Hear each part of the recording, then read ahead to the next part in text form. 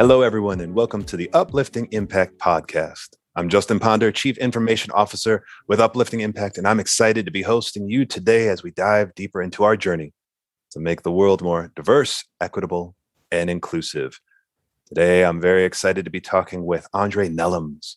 Andre is a human resource leader with more than 20 years of HR experience. Andre enjoys creating and being a part of a work environment where the sense of belonging is true and honest.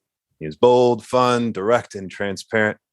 Andre is a native of Seattle, born and raised on Beacon Hill. He is one of those self-described proud nerds that likes roller coasters, tennis, comic books, sci-fi, and travel, especially to Las Vegas and the Caribbean.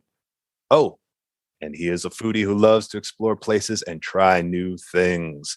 Andre Nellams, welcome to our show. Thank you for having me. I'm thrilled and excited to be here. Thanks for being here. So the question that we'd like to ask all of our guests first off, and a lot of people out there listening like to know first and foremost, what brings you joy? Well, thank you for that. I actually love that question because I think joy is essential to one's life. What brings me joy are three things, and I actually speak in threes. So forgive me, because it's my thing. It's kind of my trademark. Three things bring me joy. Number one is my family. I come from a very rich and proud family. When I say rich, I mean rich in love and acceptance and understanding. Growing up in my family, we fed the neighborhood. We supported everyone around the block. That's how I grew up. That's all I know. And so that brings me much joy. My family is just amazing. For example, 20 of us have traveled. There's over 20 of us that travel on cruises together. Ooh. So you see a big group of people. That's the Nellams. Loud and coming in. That's my family. All right. I'm very proud of that. But they just bring me joy. They've always supported my career and who I was authentically. The second thing that brings me joy is my purpose. I'm an HR professional. I found my purpose 20 years ago, and I could not have found something that's better fit for me. And I started at the bottom, even with a master's degree, two of them, and all the certifications in the world. I still had to go from the bottom up. And that brought me joy because I love this profession. So I didn't mind starting at the bottom to come on up to where I'm at today. And then finally, the last thing that brings me joy is anytime I see someone succeed. I have a passion for success with other people. I like to see people do well. And so that brings me utter joy to see someone else to succeed. And so those are the three things that bring me joy. And I think the next question dovetails nicely into that, wanting to see other people succeed. In your bio, you mentioned that you want to ensure companies keep the human in human resources. So our listeners would love to hear how you encourage this in your work and how they can implement it and implement these same strategies. Sure. So, one of the things that happens in business is sometimes we go forward and we think about the output of a product or service. We think about how this should be, and we forget about the person who actually has to do the work to get there. And so it is critically important that nothing happens, even in automation, even if you're doing machine learning or new age technology. There has to be a human element there because human beings are either the recipient of it or they're the beginning of it. And so one of the things that I try to do is ensure that as we think about policies, practices, procedures, work, we put the human in that. An example of that would be a lot of companies are returning to office during these pandemic times. And one of the elements of return to office is, have you thought about human beings? If I've had to deal with my children over the last 18 months, 19 months in school, and now all of a sudden you're talking about you demand that I come back to an office, and the school is not open, or there's a hybrid schooling system or something like that. You have to put the human in that and create policies, procedures that are for today's time and today's human beings. And so, and if you do that, what you get out of there is you get productive human beings that come to work and do the work that you need them to do. So I can go on and on about this, but I make tangible policies, practices, and procedures that actually impact people in a way that allows them to come to work to do the work they do. And that's what I mean by putting the human in human resources. You don't take the human out of it, you put it in there, right? We have to adapt to today's times and make sure that people can actually come and do the job you're asking them to do. Yeah, thank you for that. And how would you recommend putting the human in human resources when it comes to like diversity, equity, and inclusion practices? How do you see the two relating? So one of the relation there is really a North Star for me, which is a sense of belonging. As we think about diversity, equity, and inclusion, diversity kind of looks at, transactionalness of this space. It talks about, how many Black and white and gender and everything else, and what are the numbers, and it gets kind of transactional, not transformational. And then people say diversity of thought, diversity of this, but that when you go down that pathway, that can be tricky. Equity is your hammer, right? It's fairness. Equity is are we doing things in a fair way? Can we all come to the line the same way? I tell people all the time in equity, you think about it from, we just had the Olympics. Think about it from the 100-meter dash. If the 100-meter dash, people start at an equal line. However, let's say, for example, you put the Italian dude who won, let's say you put him 3 meters back, and you put another person 2 meters back, then he wouldn't have won. He would finish last because it's in seconds, right? Equity makes sure we all get to that line the same. And then your inclusion, how are we including you at the table, all that kind of things. Belonging, if you put the human as that North Star, how can I be uniquely me and come into the organization and provide value and my skills and strength while I'm me? I want to fit in while I stand out. That is being That's fantastic. Well, then what are the complications? Like, how do you put the human back into human resources and allow people who maybe aren't at that level for diversity, equity, inclusion, and belonging, where they're reluctant, they're resistant, they've heard some things? How do you get enthusiastic support more than just kind of passive compliance? How do you get enthusiastic support from people who maybe have been misinformed, received some disinformation, and think that this harms them, that it's a zero-sum game? How do you humanize them? Yes, I love that. That is absolutely critical. In fact, in my current company, we just did a survey and that came out. I'm a white male, and we have a focus on BIPOC and women into roles. And now I feel like my career is going to be, jeopardized because I'm not in those communities. Or we should only look at skill set. We should never look at anything else. We should only look at the most qualified. We should never look at anything else. All those things happen when you don't have the information. So the first thing to do is to really understand, and particularly for HR professionals out there or anyone out there in this space and you're new, the first thing is to get context. One of the most important things to do is to actually measure what your folks are actually thinking. Even though I've been doing this a long time, the first thing I did was when I got here, I actually spoke to people around the company and scheduled proactively my own. I have spoken to over 400 people in my company so far, just individually talking about this space and talking about what this is and getting their thoughts on it, asking questions about how they think and what they think about it. Simple questions, no complex things. And then I did a survey. We did a survey of the DEI team here. And that survey really, and we asked really specific questions and really deep questions to really get an understanding. I recommend it. It gives you a base model of where people are at, so that you understand, and then you know where to go. The next thing to do is really around that educational piece is for them to understand what this really looks like. And how you do that is you got to start at a 101, like school. You got to start at the 101 level. You can't go 301. Sometimes what we do is we go to 301. We want everybody, we get heady and we get all kind of, we do all that. That doesn't work with D. You got to start at the bottom and tangible daily practices that will help build. So first thing you do is explain the why. Why are we doing this? Why do we focus so much on people of color and gender or whatever that demographic is that's underrepresented? What does underrepresented mean? And why do we care? Like all those elements is where you start. And the other thing you start doing is you do it through data, which is critical.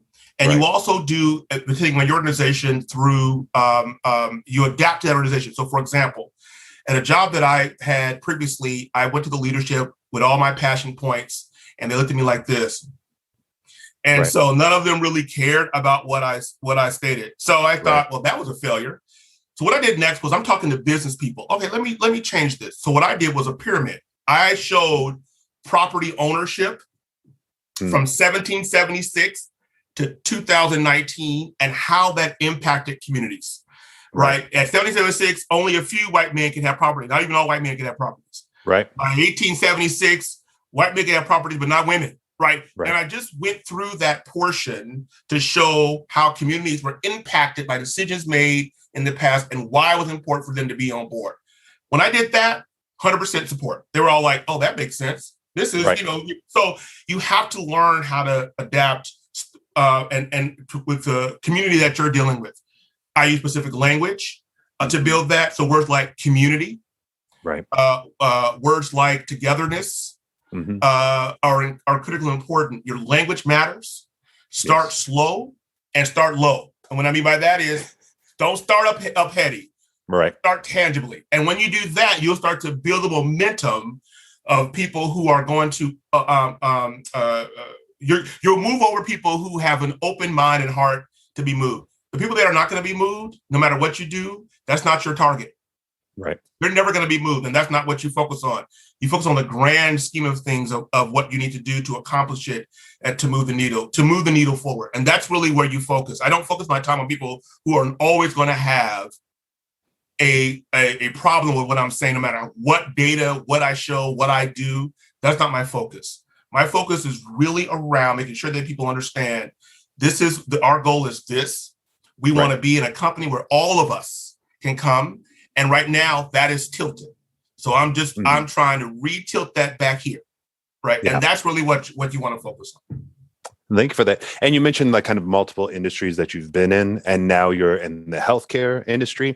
So being that you work in this particular sector, why is it important to improve efforts around DEI for not only the employees, but also for patients and communities and their families and everyone else? You mentioned that as well. That is really why I came here. When I took this, one of the reasons why I came here, when I took this job, I actually was going to go to another one of the Fortune 500 companies. I got a really good job offer to go to a local company here in the greater Seattle area that everyone knows. But when I got the call to come here, that really was one of the areas that spoke to me. The interesting thing here is this. We at Accolade, which is my company, we have launched into personalized healthcare because healthcare is personal. Our healthcare industry really has failed many of us. And so if you think about it from this angle, when you have a personalized healthcare model, you really target me for me and what my needs are.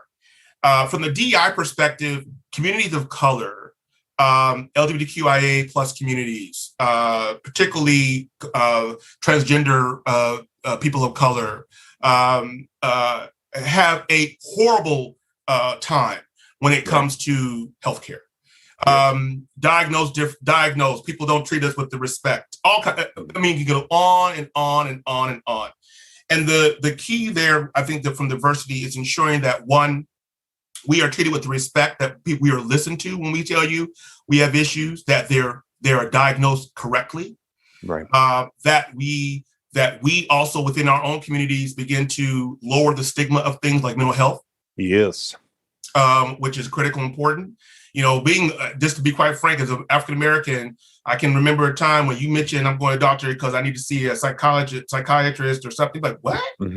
The heck is wrong with you? You better go in there and go to that Grit job. It out. Exactly. You don't have time for this. You have time for that, right? Or you better get to church, right? Right. You better You better go talk to the Lord about that. What's wrong with you? So, the Lord provide people with skills that will help you deal with mental health, right? So so there's two sides to that, and why DEI is so important in this, and that it is that we really need to understand. The health industry needs to really understand who they're dealing with as a human being, and that including us in terms of what we need as a population, particularly people of color, BIPOC communities, LGBTQIA, women, women's health, all the different elements, veterans who are coming, all the different persons within communities. They need something that is personalized to them to really help here in these spaces. And so you got to do that with some level of empathy, understanding. You got to do that with some expertise. You got to do that through really understanding the community that it's in. If you're in some of our worst or most impoverished neighborhoods, the health crisis is so critical because they don't go seek care until it's life threatening because they can't afford the care.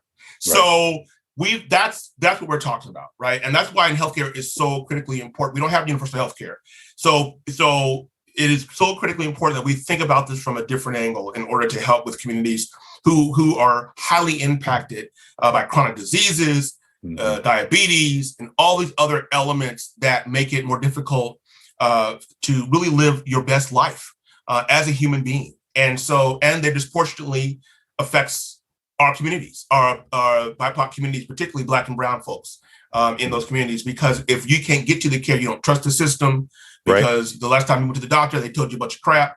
All that comes into it. And so we are, I think from a DEI lens, I think part of that job externally is to really ensure that we're thinking about it from that person's perspective, not our perspective, and then to tie them into places where they can get the care they need that respects them as a human being. And that's the root of it. So now there is kind of like quite a bit of overlap. Like your answers that you gave were specific to the health industry, but the last question I have is going really wide. Sure. And of course, a lot of it translates from what you just said to this as well. What advice would you give to leaders, hiring managers, people who just starting out in their DEI, they're on a DEI task force, or they're just learning for personal development? What are some of the kind of the broad best practices that you would recommend for anyone in these situations? Yeah. So I think the first thing is to be very self-aware about where you're at as you begin your DEI journey. Self-awareness is critical. That we all come with things that we have about this. We all come with biases. There's a whole platform of biases that I can teach you. I do classes on this of bias. It's real. We all have them. I don't care who you are. We all have. Me too. I'll admit it. Exactly. Right. Educate yourself. Begin the process of educating yourself. Educate yourself on readings that you need to build some foundational. There's tons of great readings and books out there that will allow you to get concepts that are, and I know some, I can recommend some that are simple learnings. Right? They're not complicated. Don't dive into complicated stuff that won't really help you understand. Dive into things that gives you foundational based modeling that that truly gives you an understanding. So self-awareness, learning, growth, learning. The DEI space is ever evolving. It has changed in the last 18 months. The murder of George Floyd changed DEI forever. That one tragic event in our history changed DEI. Oh, yes.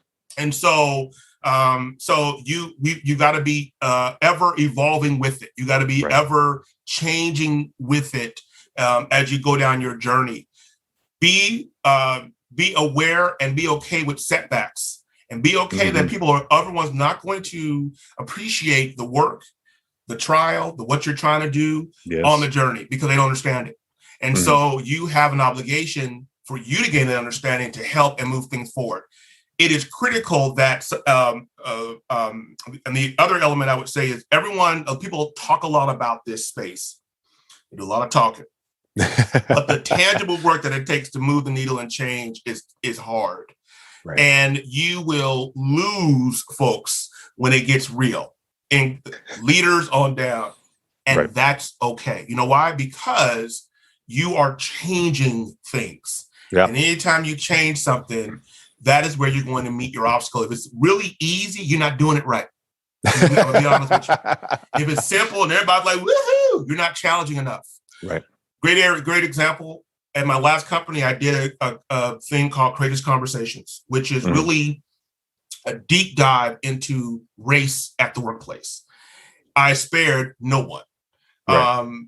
In that conversation, employees could really begin to understand the why because colleagues were telling them of their journey in the work environment, even the colleagues that they've known for a decade. Right. They were like, I never knew that. And so it's a tangible, it's a 301. Remember I said 101 that started that base. Don't start with that. You got to get to that. You got to build that up. But it's critical. And I say that only to say this.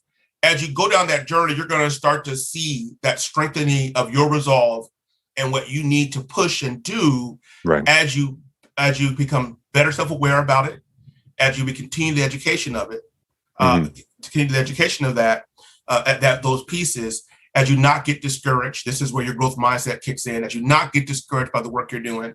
And then as you begin to move needles. The last thing I will say with this for people who are starting is don't start so fast trying to do a whole lot of things. Don't burn the tree. Yeah, you'll burn out. Take a little time, focus. Take one or two things that are going to be your areas of target. For me this year, my area of target is belonging. I'm not talking about everything in DEI. I'm talking about belonging. And so my team is really focused on what does that mean tangibly? And so everyone wants me to build a whole lot of crap that they want me to build. Well, I'm not building all that. What I'm doing is focus on belonging. And I've been doing this a long time. But I know that if I start doing all the things that everybody wants me to do, it's going to lower the impact that I need to really get to. So that's critical pieces. Don't spread yourself. Focus on a few. If an ERG is what your company needs, then focus on building an ERG and focus with just one or two ERGs. Also, last thing is think about it from how things intersect. So sometimes we focus Black, white, gender, male, female, or how you identify as gender, whatever those categories are. Begin to think about intersectionality and how that really impacts. You will have greater impact when you intersect things together and greater data to show the why. So think about it from that angle as well. All right. Well, thank you very much, Andre Nellams. Thanks for being with us. And how can we get in touch with you? So all these listeners out here who've heard all these awesome tips you've given, how can they keep up with you and get into contact? So the best way is through LinkedIn. I am an avid LinkedIn user in terms of that. You'll go on my LinkedIn page and you'll see I post things all the time of my opinion,